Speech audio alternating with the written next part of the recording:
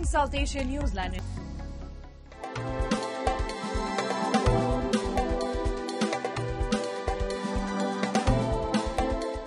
And now for all the details. Venezuelan acting President Delcy Rodriguez met Prime Minister Narendra Modi in New Delhi on Thursday during her 5-day visit to India, with both sides discussing ways to strengthen cooperation in energy, trade, investment, healthcare, and other key sectors. The visit came at a time when India has been looking to diversifying its energy supplies amid ongoing disruptions in global oil markets. PM Modi held wide-ranging talks with President Rodriguez, reviewing the full spectrum of ties and exploring new avenues for cooperation. The two leaders also exchanged views on regional and global developments and reaffirmed their commitment to strengthening bilateral ties and advancing the interests of the global South. Earlier in the day, Rodriguez met India's Foreign Minister S. Shankar and paid tribute to Mahatma Gandhi at his memorial in New Delhi. Her visit assumes significance as India seeks to secure alternative crude supplies amid impact on global energy routes. India resumed imports of Venezuelan oil earlier this year following the easing of US sanctions. India imported about 427,000 barrels per day of Venezuelan crude in May, making it the second largest buyer after the United States.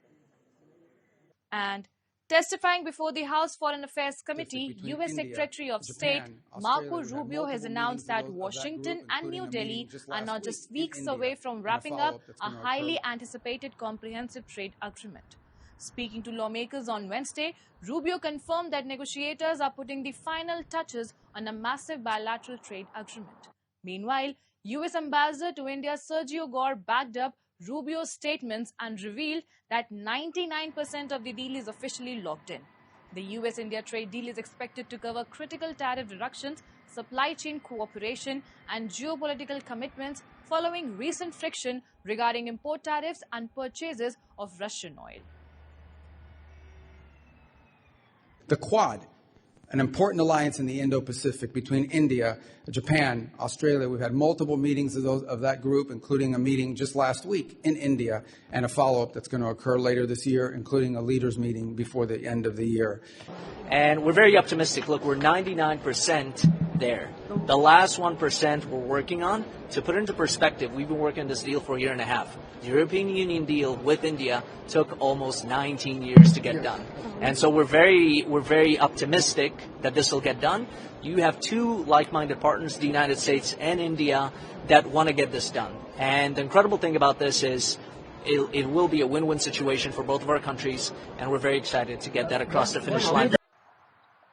This comes as an American trade delegation led by Assistant U.S. Trade Representative Brendan Lynch concluded discussions in New Delhi on Thursday. Indian investments into the U.S. have reached a record $20.5 billion, while American tech giants continue to pour billions into India's digital landscape. Following a recent 30-nation ministerial meeting, Washington is spearheading an initiative called the Pax Silica, a 14-country coalition designed to secure supply chains for rare earth materials and end global reliance on Beijing.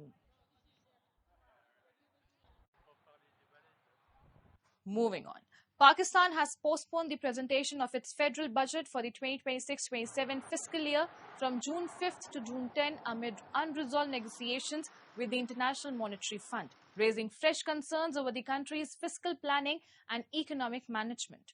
Deputy Prime Minister Ishaq Dar announced the revised date on Wednesday, while government sources indicated that key fiscal measures are yet to be finalized with the IMF. The delay highlights the challenges Islamabad continues to face in securing agreement on crucial economic measures under its IMF-backed reform program.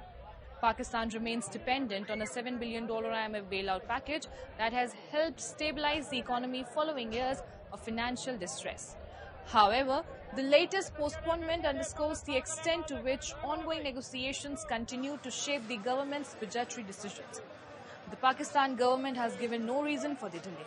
The parliamentary session scheduled for June 5th will, however, proceed. This comes as the US-Iran conflict has also impacted fuel costs in Pakistan, subsequently worsening inflation and putting additional pressure on household budgets. Pakistan's annual consumer price inflation rose to 11.7% in May up from 10.9% in April, marking its highest level in 2 years.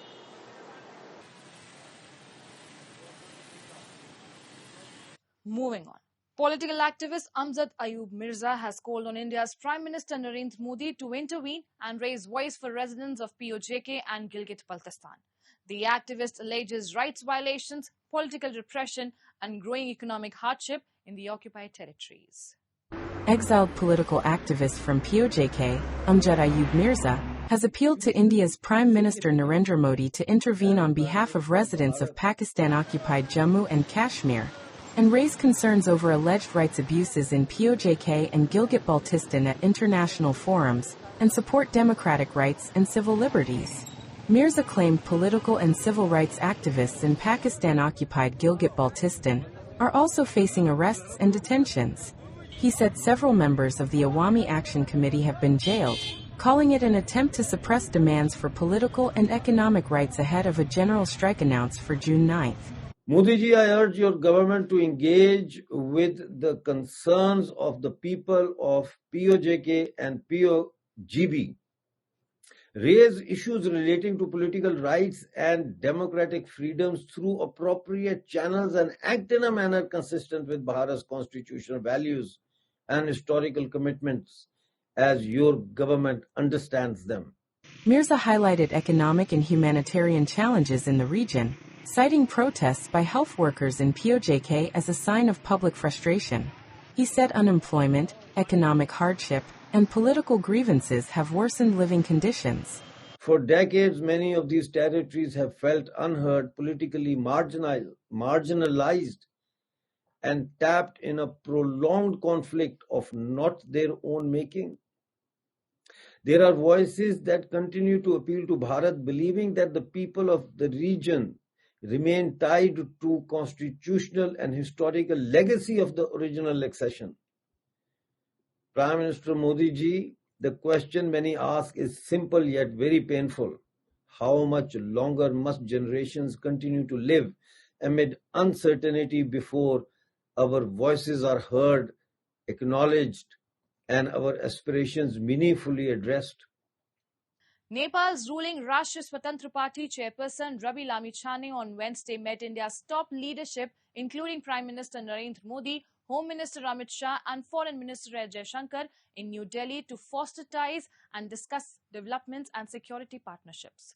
Terming Nepal a priority partner under India's Neighbourhood First policy, PM Modi emphasized a shared and prosperous future. Meanwhile, Amit Shah congratulated the RSP chief on their recent electoral success, reinforcing India's firm resolve to strengthen bilateral ties.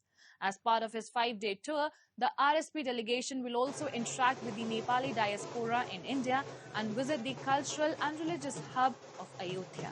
As the diplomatic momentum continues, Nepal's Foreign Minister Shishir Khanal is also expected to arrive in India later this week. But this visit comes amid recent controversial remarks by Nepal's Prime Minister Balendra Shah. The new Kathmandu government led by Balendra Shah has slammed custom duties on imported Indian goods worth over 100 Nepali rupees. Furthermore, the long-standing Kalapani-Limpiadhura-Lipu Lake border dispute was recently reignited, prompting India's foreign ministry to reject any third-party interference. Moving on.